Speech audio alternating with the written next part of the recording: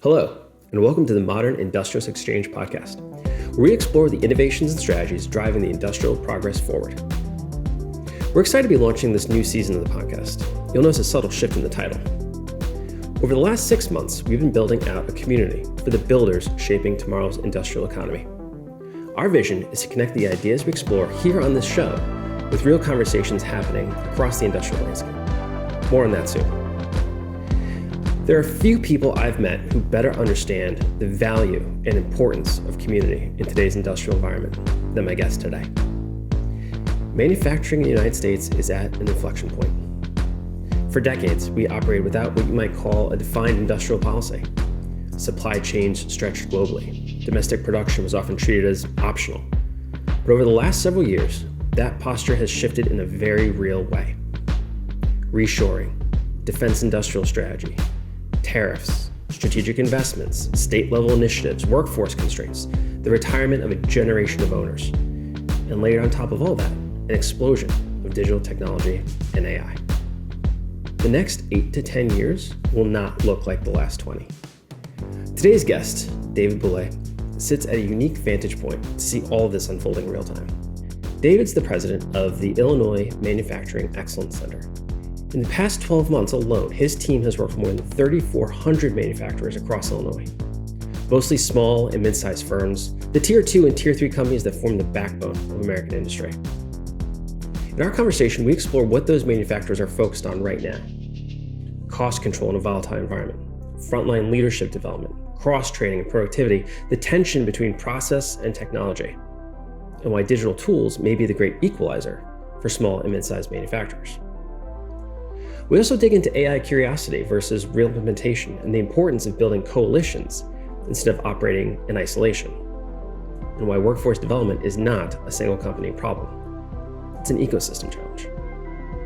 If you care about the future of domestic manufacturing, productivity growth, and what it will really take to build a resilient industrial base, this conversation's for you.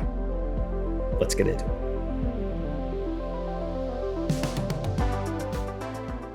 Dave, welcome to the Modern Industrialist podcast. Thanks so much for joining me today.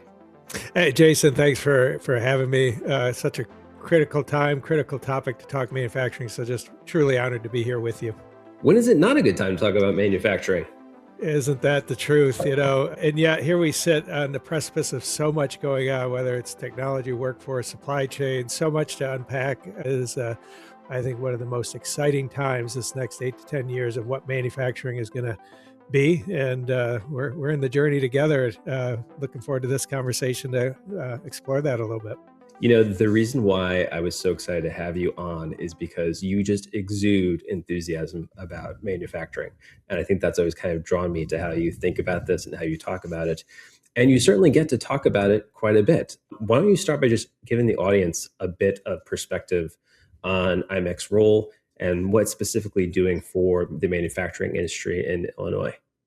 Yeah, so IMEC, the Illinois Manufacturing Excellence Center, is kind of a unique organization. We are more of an economic development role that serves as really a first stop for taking small and mid-sized manufacturers from, let's just say, the status quo to being unstoppable. These manufacturers, they bring their entrepreneurial spirit, their can-do attitude, their grit, and we help bring the knowledge and the know-how to help them scale and achieve their goals. And from our standpoint, from our mission standpoint, when a manufacturer succeeds, the ripple effect runs deep, right? It runs to a stronger job market, a stronger community, state economy, stronger supply chains, national defense, and so on. Just truly that power of made in the USA. So in Illinois, it's just a wonderful opportunity that we have. Our team, in the past rolling 12 months, we've worked with over 3,400 Illinois manufacturers in a wide range of spaces. And it just gives us a really unique lens because we're there to help them be more competitive wherever it takes us. And so we're really pulsing in daily, hourly on what's happening and how to help them move forward. That's really great. Maybe you could talk just a little bit about some of the examples of the ways that you support. What are some of the programs that you do, the ways that you get involved? Where's the rubber meet the road, per se, as it relates to IMEC? Think of us as working with those small and mid-sized manufacturers, which, by the way, are 99% of manufacturers, right? These are Right. the locally Exactly. owned, family-owned kind of companies, and so generally tier two or below in the Mhm. supply chain sense. So if you think about the past year and the work that we've done, like the priorities have very much mirrored, I'd say, what's going on with the economy, what's going on with some of the uncertainties. And so, to that end, interest rates go up, tariffs are kind of moving around and trying to Mhm. get a handle on that. And so, unsurprisingly, managing costs has been the hot topic of the past year. And doing that, think of that the traditions of continuous improvement technologies and getting more transformational. We're seeing a tremendous amount of effort in that space. And interestingly, Jason, another area that's really picked up is the development of frontline leadership. I take that as the acknowledgement that frontline leaders are so key to translating strategy into the day to day, getting the product out the door, translating the uncertainties of the business into taking care of the customer. And so investing in those frontline leaders has been a priority as well. And so we'll meet companies where they're at, whatever their level of continuous improvement methodology approaches are, wherever they might be relative to the development of their frontline leaders or technologies. I'm sure we're going to get into talking technologies in a little bit, but we support that implementation, whatever that looks like for the company. So, in many respects, the themes are similar, but Mhm. customize it to the need of the company and help, whether it's through training that transfers the knowledge or sitting side by side working with the company to transfer that knowledge. At the end of the day, we want to transfer the skills and the knowledge so that they can run on their own without us. That makes so much sense. And as I think about the state of Illinois, right, it has so many different needs across its geography, right? And manufacturers across the state are really facing different issues. And I think it's interesting how IMEC can really think about the diversity within the state of Illinois and yet specialize in a way that is different from federal level support. What do you think makes like Illinois unique? And how have you been able to kind of specifically tailor what IMEC does to the needs of those tier two and tier three manufacturers? So, Illinois is just such a great tradition. You always have to build off of that tradition, these multi generational Yeah. stories. I love those stories, where it's grandfather, father, and the story of the companies just continuing. So, we have this tremendous tradition. In that tradition today, for Illinois, whatever number you want to use, we're a top five state when it comes to manufacturing. So, whether it's number of establishments, output value, number of jobs, we've built off of that tradition into an incredible set of manufacturing. And in that set of manufacturers, there's such a wide range, as you know. It's Yeah. fabricated metal, it's food, it's chemical, it's pharma. There's so much that is going on there. And so while we see certain themes play out, something that Mhm. just feels different. And I'm actually curious on your thoughts as I share this as well. It used to be that manufacturing, you could say, here's the pack, and the pack is kind of going this way, and there'd be some, directions that individual companies would go. But Yeah. really, since the pandemic, I don't feel like it's like that anymore. There's a general theme that manufacturing is going in the right direction, and then there's wide range of how that's playing out. But then the decisions that companies are making to deploy technology, to upskill the workforce, to deal with supply chain and resilience, to figure out AI. That's the part that I feel like it's really wide ranging what's going on. I'm curious if you're seeing that or seeing something a little different. No, I really very much agree with you in the sense that organizations are trying a variety of different approaches to think about how they can build this resilience into their organizations. I think it's been interesting from like a supply chain standpoint. The previous thought was how to be resilient and how to kind of like bounce back quickly. Increasingly, I think the new posture that many of these organizations are taking is kind of like more of like a a bend without breaking, right? So like Oh, how right. can we kind of build not just resiliency but like flexibility into their approach? And the way that that comes across, I think what's really interesting about organizations like yours is bringing together those diversity of different Mhm. solutions is actually a great way for innovation to kind Yeah. of come to the forefront. And I love how the organization that you're part of and many others think about that almost cooperative competition within Mhm. manufacturing. The idea that in many cases they are competing for the same contracts, competing for some of the same opportunities, but see the value in that knowledge sharing Yeah. that will actually just bring everybody forward ultimately. Yeah. Yeah. I appreciate it. And first of all, I really like the phrase bending without breaking. I'm going to borrow that if you don't mind, because Right. that doesn't that seem to be the truth, right? I mean, Yeah. we've really been through so much. And it's like, how do we stay agile as companies? I think that's so vital. And again, with the technology and workforce changes that are afoot, there's choices to make. And so, how to build that flexibility, so that you can bend more. I think that is the key to navigating this for sure. But building on what you were talking about, Jason, building coalitions or building the network around us or the ecosystem around us as companies is so important now more than ever. First of all, as small business leaders, it can quickly feel isolated, right? You're focused on the customer, getting product out the door, taking care of business, and Yep. sometimes you don't get the chance to step outside the four walls and see what's going on out there at a time when there's so much going on, so much change afoot, and that is where organizations like us step in. I think the amount of change that we have going on, the kind of the large scale function of manufacturing that's going to be very different in 8 to 10 years than it is today. It seems that it's so much more than just machines or processes. I mean, that's Mm. obviously key to it, but it is about the people. It's about the resources. It's about the influence that happens when coming together. It's that shared knowledge. It's that expertise. And I think all of that comes into helping influence policy. It helps influence organizations like us, helps influence, whether it be state or federal of what's going on. So from my experience, these kind of coalescing around or Yes. convening the work that you're doing is so important because yes, there's a technical challenge in there, no doubt, or the tools are what helps us drive to success, but it truly is that social, it's that interaction, it's that thinking about the big picture and bringing it to my world and getting your views on what's going on so I can integrate that into my world. So it's really taken that isolated feeling that you have as a small business leader and changing that into something that my business can help transform, sustain, and help others as well. Yeah, yeah.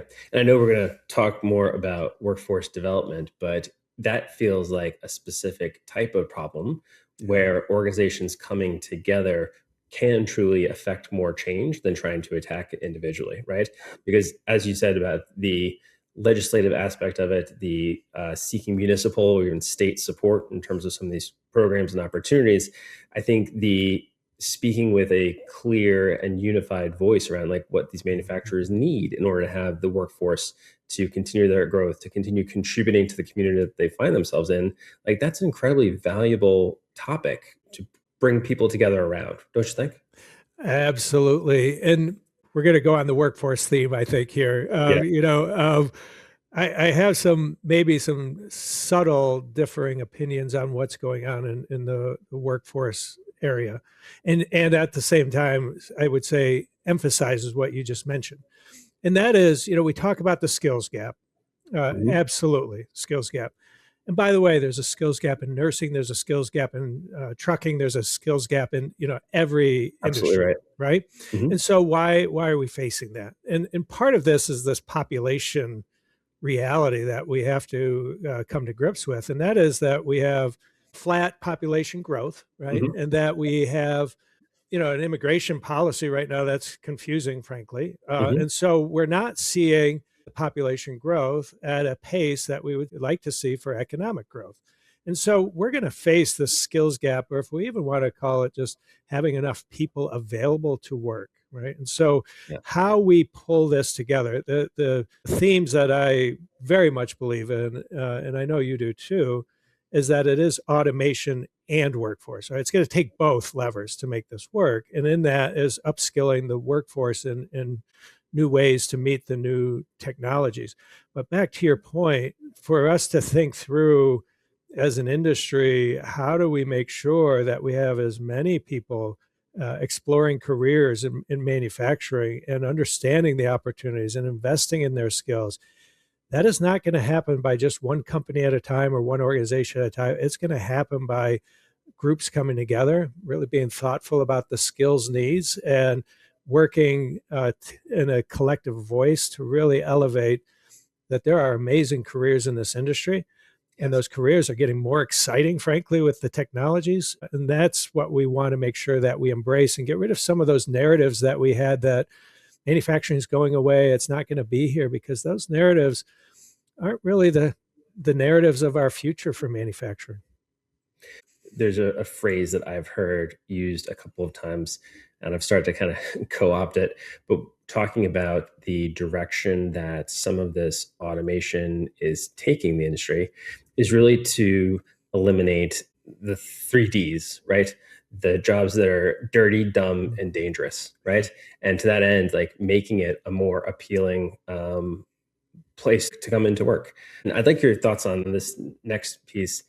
I've been hearing that leadership in manufacturing is looking to get the most they can out of the workforce that they have, meaning they increasingly need to be able to cross-train individuals so they can play multiple roles across an organization.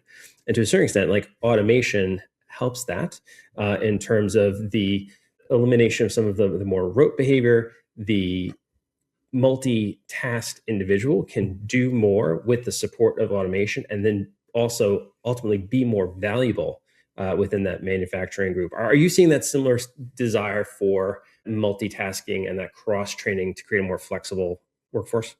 Absolutely. I get to tour a lot of companies, and it's just my favorite places to be, to understand what's going on. In fact, you and I need to go do a tour one of these days and just go have a good time visiting some companies.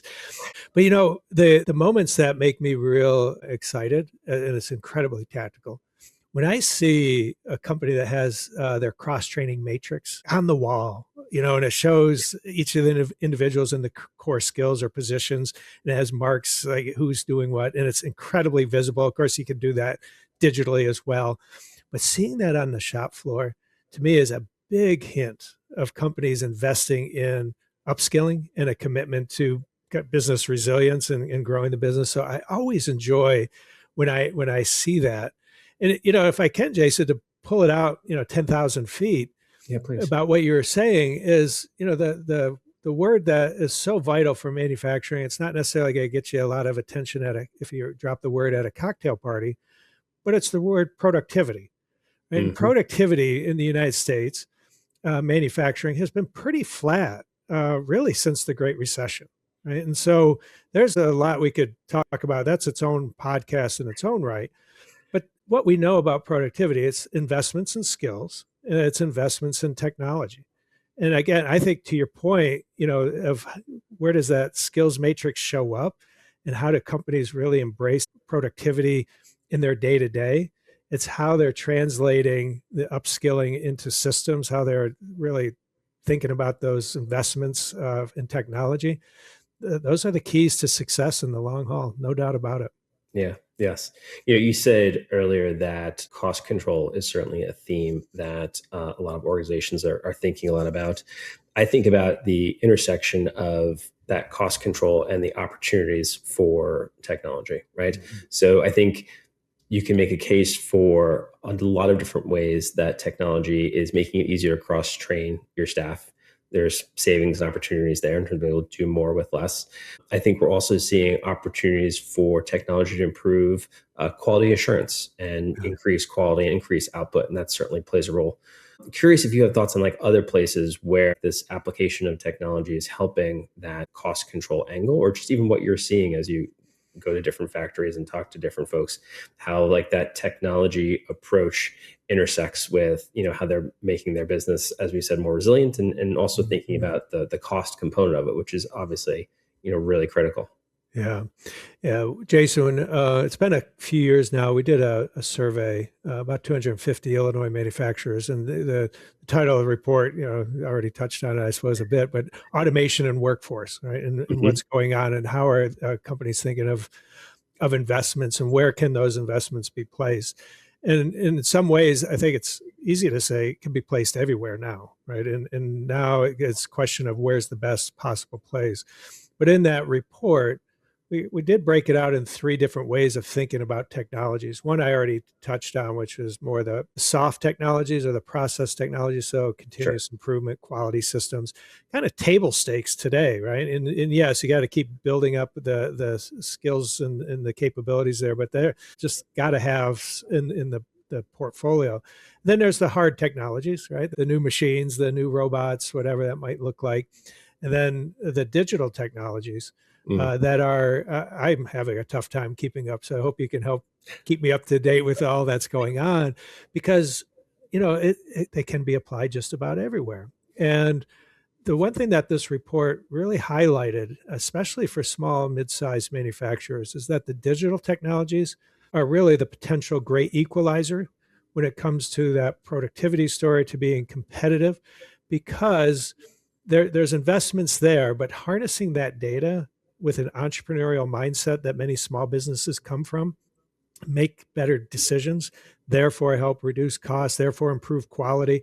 So honestly, I think anywhere is where those investments can place. Now, the big ones, ERP systems, CRM systems, those are kind of that digital thread or that digital piece that navigates through the whole organization. And then once those are solidified, then you're able to lock in whether it's quality system or others that really help drive improved decision making and quicker go to market. That I think are really the opportunities that lay here today. And please note, I did not mention AI yet. Right. Right. And so, Exactly. so it's really about how we embrace these digital technologies in particular. I think it takes all of them, the process and the hard tech as well. But embracing that digital is really, I think, the opportunity for small midsize. Yes. And are you helping those organizations do some of the math themselves on the return on investment? I would imagine that with the breadth of different manufacturers that you're able to pull together, who you're able to speak to, you can get some macro guidance around what different types of improvements within a manufacturing setting will actually yield in terms of output, and give them a sense of what the value of that investment will be. I think going back to our earlier theme of just like the value of pulling together a diversity of experiences and being able to Mhm. share that as a resource, I think is just probably a key aspect of what IMEC is able to do for a lot of these organizations. Absolutely. A couple of things that came out of that report that we did that really heartened me about how company leaders are thinking about investments in technologies. The first one was process first, technology second, Right. which is really important, right? Because it's you can see the shiny new technology, like, yeah, I want that. But if you don't really understand the process first and know what that technology is solving. So that was one that was key. And that gets into an ROI question pretty quickly. But then the other one was the automation and skills, something we've already touched on, but the recognition that if you're going to invest in the tech, you got to know how to invest in the skills that come with that technology, whether that investment is building up the talent internally or finding those new partners that are going to be your technology experts that you can Hmm. rely on. And you hit on the big question, which is the ROI question, and how to think through that case. And we do help companies think through that ROI case. Oftentimes, what we'll do is help plug it right back into the processes, look at the process map, what are the gaps, where are the pains, and Hmm. help determine where there are the ROI cases. We will help think through the range of choices. But then, honestly, Jason, we are not the experts on the technologies. But once we get to that point, we turn to experts, yourself and so many others that we look at who have that expertise to say, this is really how that technology can address what you've identified as the gap. So we'll work with the company and walk them through the process. We can even help them do RFQs if they want to do that Hmm. to make sure they get a range of choices. But that's how we approach that ROI case, because there's a lot going on out there. And company leaders aren't necessarily going to be the experts in the new technologies, and that's okay. If they're the experts in their gaps that they have in their business processes, then they can translate that into the ROI case of the investments they're looking to go for. Yeah, yeah. Um, I love that you brought that point to the forefront in the idea of, process first and technology second. I mean, that's something that we say at TXI. Sometimes I think until we're blue in the face, because the challenge of, putting a technology system in place around a bad process is you fundamentally just harden that process Yeah. and make things far worse for yourself further down the line. So we talk about like no problem that you're trying to solve, having the right use case, thinking in a narrow scope in terms of what you're trying to solve, but also at the same time thinking expansively about the number of different ways that you can potentially impact decision making across your organization with this change that you're going to make. So that thinking narrowly and expansively in terms of solving these problems, I think is a challenging, but it's a really good way of setting yourself up for success in terms of what you're ultimately going to build and implement. Yeah, I agree. Absolutely.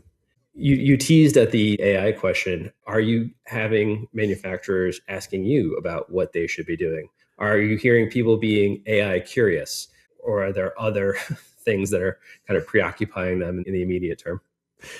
Boy, it's hard to not be AI curious with with the news going on. Right. So as we've had events, and we did conduct a survey even just to pulse what our company's thinking about AI, tremendous amount of curiosity for sure.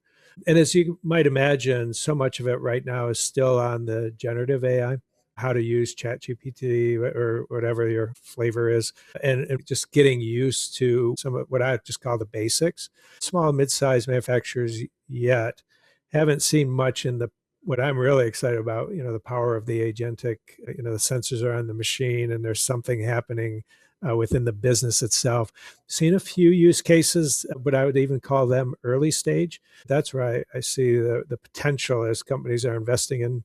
They're clear on the process or the problems or even the data gaps they have. They're able to plug in the low cost sensors onto the machines to start collecting that data and start making decisions. That's where I see the AI is going to help as that builds out to really supercharge that virtuous cycle of data insights and better information. But by and large, we're not seeing yet a tremendous amount of AI uptick. And I'm curious, since we're talking about it, curious what you're seeing as well.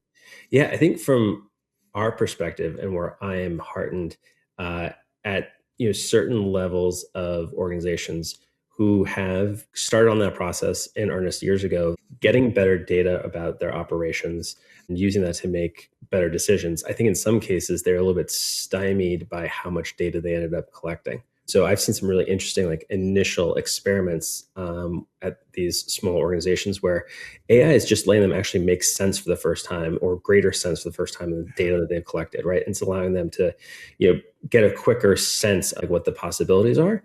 And what that tends to lead to is them giving us a call around like, okay, we need to actually rethink our data infrastructure and our the way we've been approaching gathering data and storing it if we really want to do the more robust things that AI is going to promise. I love the way that AI is kind of like opening up a new interest and appreciation for the decisions that can be made. Mm-hmm. And it's leading to some really great conversations like, okay, but now what should our infrastructure be? How can we set ourselves up to really scale this as it just becomes more powerful? Yeah, it's going to be an exciting journey, isn't it? I certainly think so. I heard you say earlier that you think the next 8 to 10 years are going to be particularly exciting. What do you think is going to be a major theme of the next 8 to 10 years that is going to drive some of this excitement? As a nation, we're going through an interesting time, and we went a couple decades easily where we didn't think we needed manufacturing. Mhm. And we could have it anywhere else in the world. And now, the pandemic taught us a lot. But even before the pandemic, some recognition of this is my phrase that we are creating an industrial policy. Mm. We've not been a nation to create an industrial policy. Many nations have them. They've put a framework around how manufacturing is going to work. And so we've talked reshoring and those sort of topics for many years. and now they're really happening. So there's an infrastructure of policy that's being put in place at the federal level, and I do see it at the state level here in Illinois, of ensuring that we have a strong domestic manufacturing base. We have the new defense industrial strategy. We have tariffs, whatever you might think of the uncertainties of them, they are a part of industrial policy. They're a policy choice that's been used for a couple administrations here. So the notion of pulling these pieces together, thinking through the approaches on the investments around batteries, pharma, some of these certain topics and themes that are critical, that are going to completely reshape supply chains. That's pretty much the big drumbeat is, we went a couple decades manufacturing, it's okay if it's not here, to, wow, we really need it. And we need it for our defense industrial base. We need it for pharmaceuticals. We need it for, many parts. And so you layer that with the speed of technology, which we've touched on in this conversation, and what digital technologies are going to do. And then you layer on the workforce question. Where are the people going to come from? How do we build the skills? How do we work together to build those skills? And oh, by the way, the baby boomers are retiring, so there's a succession and transition of ownership playing out. So you pull all of this together, and that's why I'm looking in the next 8 to 10 years and say this is going to be a completely different industry, and much with optimism, because first of all, there's going to be a policy framework. We're building it, right? It's adapting, it's adjusting, but there's no doubt as a nation, we're building a policy framework to prioritize manufacturing. We're going to see a new generation of owners. We've had tremendous successful generations of owners, and now we're going to pass the torch, if you will, to a new generation of owners. They're going to see different opportunities with technology. They're going to find different challenges, whether it's the supply chain resilience, learning how to bend, or if it's going to be how do we work together to find the workforce that we need in a particular community or sub-industry. It's all of that, Jason, that's going to just transform not only what we see on the shop floor, but also transform how we think about domestic manufacturing, made in the USA, how we think about the importance of jobs in manufacturing, and how that looks for our future shop floor with the equipment that's sitting out there. Yeah, I love that. I've heard economists talk about this idea that the middle class is not a naturally occurring phenomenon. It's the product of policy and investment and a concerted effort to create a strong existing middle class that we've been very blessed with here in the United States. And I think that the same is true of a manufacturing and industrial base. It's not something that just happens by accident. You need policy built around it. You need concerted efforts and investment in innovation, and you need to have diversity of all the different manufacturing components. And you need, as you said, a framework. So I'm heartened that in the work that you're doing, the people that you're talking to, you're seeing that being taken seriously as something that's going to be important for us as a nation. Yeah. David, if people want more information about IMEC, where can they go? Yeah, so www.imec.org or imec.org, and our chatbot will be there to greet you. But also you'll see just a great resource pool that's there. And also on that website, you'll see lots of events that we have planned. That's great just to get in together in person and webinars and have some conversations. You all are an absolute wealth of information, and you do such a great service for the manufacturers and the Greater Society of Illinois. So I particularly thank you. I love what you do. Thanks for joining me today. This was a really fun conversation, and I'm going to take you up on that. We're going to get out on a factory tour together one of these days. I like it. Sounds great. I can't thank David enough for joining us. I always appreciate his perspective, and more than that, his optimism about where manufacturing's headed. If you'd like to learn more about IMEC and the resources they provide, you can visit them at imec.org. That's imec.org. You'll find information about their programs, upcoming events, and ways to get connected. Speaking of community, one of the themes of this conversation was that manufacturing cannot thrive in isolation. It takes coalitions. It takes shared learning. It takes people stepping outside their four walls. That's a big part of why we've evolved this show into the Modern Industrialist Exchange. We want these conversations to extend beyond the microphone and into real-world connection. If you're going to be at the American Manufacturing Summit in Schaumburg, Illinois, March 17th and 18th, we'd love to see you. TXI will be there. I'll be giving a talk on Tuesday afternoon, and we'll have a booth at the event. Please come by, introduce yourself, or reach out ahead of time and let's schedule a conversation. As always, thank you for joining us today. If you enjoyed this episode, subscribe so you don't miss what's ahead this season. We'll see you next time.